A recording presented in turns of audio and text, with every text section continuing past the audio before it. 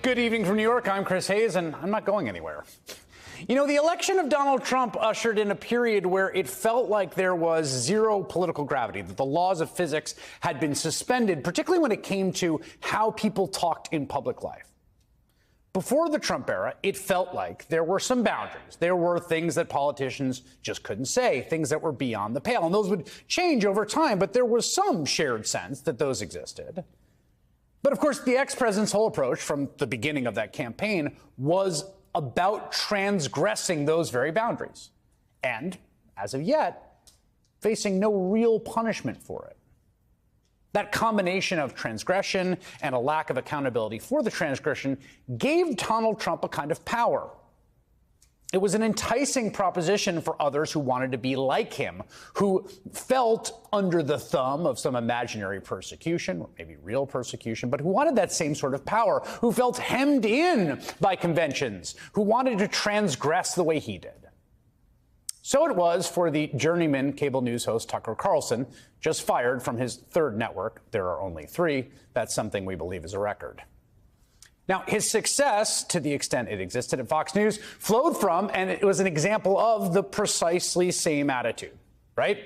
He believed he could say anything, no matter how vile, no matter how disgusting, no matter how offensive, no matter how dehumanizing or belittling. He could bully people on air, people with way, way, way less power, random freelancers who wrote something he didn't like. He could bully people behind the scenes. He could gleefully run what appears to be, from multiple reports, a hostile workplace and not face any consequences. He considered himself proudly to be uncancelable. That was kind of the whole shtick. Now, sometimes, and I think actually often in the age of Trump, in this age we're living in, it does feel like people like that just kind of get away with it, right? I mean, we all have to ask ourselves this question, a profound one about the world. You know, is there any cosmic justice, karma, or is the universe just uncaring? You know, people could just do horrible things and be fine. And one end of the spectrum of answers is just that, no, there is no such a thing as justice. And nothing matters, right? There's no accountability. No matter how terribly Donald Trump behaves, how awful the things Tucker Carlson says on air, there's no comeuppance. That's one end of the spectrum of answers to that question about how the world functions fundamentally. And the other end of the spectrum is that there's some sort of guiding cosmic justice awaiting people who transgress and act horribly, people like, well, Tucker and Trump. That waiting in the wings, there's some definitive moment of reckoning when all the built-up dramatic tension will come to some satisfying and cathartic conclusion in which the wicked are punished and laid low. That's, in fact, the promise of a lot of religion, that it happens in the afterlife. And what I would say for myself about this life is that neither of those visions are actually reflected in reality. Neither extreme is true. But I'll also say this. I think over the last 7 years, as people have watched this spectacle of the Trump age unfold, a lot of folks, maybe some of the people watching this program right now, have kind of come to think that that first model of reality, the nothing matters version, is the real one. That this sort of nihilistic universe in which the worst people get away with the worst transgressions and nothing happens to them, that that's actually how it works. And I want to say, that's not really true.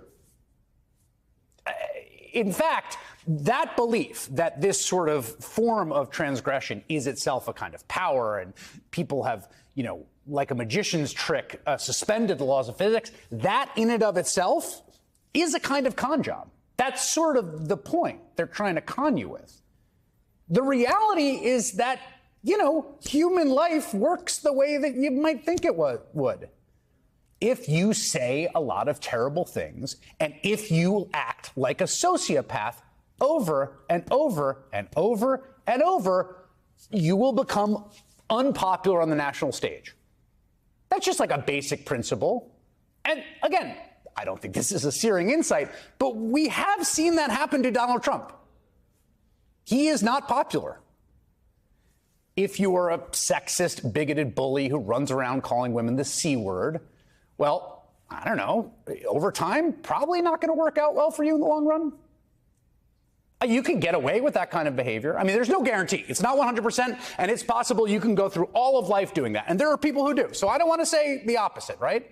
But again, in the aggregate, as a just general principle, if you go through life that way, if you conduct yourself, particularly with a public-facing job, in that fashion, the odds of it coming back to bite you are pretty high. Eventually, people will be rightly offended, disgusted by it. They will speak out. One example of such a person, Abby Grossberg, the former head booking producer for Tucker Carlson, before that, senior producer for Maria Bartiromo. Last month, Grossberg filed suit against Fox News, alleging they ran a hostile work environment that, quote, subjugates women based on vile sexist stereotypes.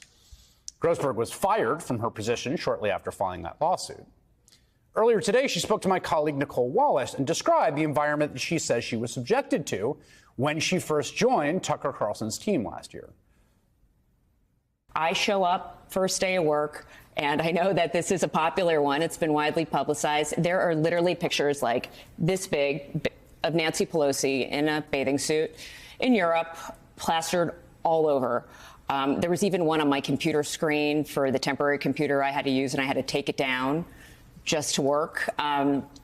Within a few days there, I was called into Justin Wells' office with Alex McCaskill, who was a senior producer as well, and asked if Maria was having an affair with Kevin McCarthy. It was just, I was shocked. I couldn't even believe it. I was floored. Now, Grossberg worked at Fox News until she didn't, and she's one person who's filed lawsuit. You're free to take her testimony with a grain of salt. There's some evidence in the documents in the Dominion filing that she was maybe more of a team player than it appears here. But she also explained that she was disgusted and disillusioned by Tucker Carlson's motivations and behavior, as well as the things she was asked to do.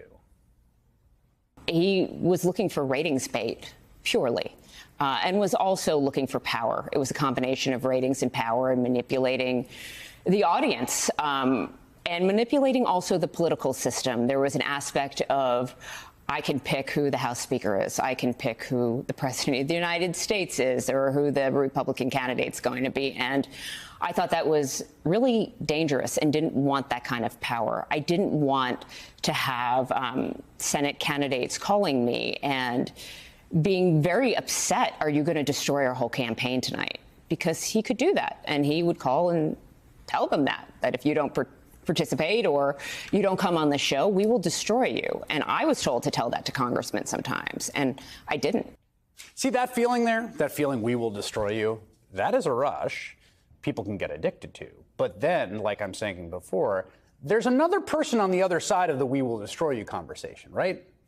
You have enough we will destroy you conversations, and maybe another bunch of people start looking to destroy you. Kind of the way human life works. Now, given all of that Grossberg said, she naturally had a strong reaction to the news of Tucker's, again, shock firing yesterday, although maybe not so shocking. As she told Nicole Wallace, at first she couldn't believe it was true. It felt surreal, and there were a lot of mixed emotions that went through my head. There were feelings at first like, yes. And then also the reality that you don't want anything bad to happen to anybody. But at the same time, Tucker and his executive producer, Justin Wells, who was also fired, really were responsible for breaking me and making my life a living hell. So there is a feeling of justice, but it's only partial. Actually, that last line, justice but only partial, is pretty good epitaph for this age, if we're lucky. Now, we don't know for sure why Fox fired Tucker Carlson. It's possible he just finally crossed some lines that was too far for Fox Corporation Chairman Rupert Murdoch, currently age 92. Sources did tell the LA Times that Carlson's exit is related to the discrimination lawsuit filed by Abby Grossberg, a view that Grossberg did not contradict. I do want to ask you about whether you believe that your lawsuit, your two lawsuits, are behind Tucker's firing yesterday. I think it has something to do with it. I don't know for sure, though. It's not a fact. I'd like to think that, if anything, it shows that when you have the truth on your side and you stand up for yourself, people will listen. And for now, that's what I'm taking from it. So, yeah, there's no cosmic justice. There's no guarantee that people that act awfully will face any comeuppance. But in the aggregate, over time, being a cruel, misogynistic, bullying menace, might just come back to get you.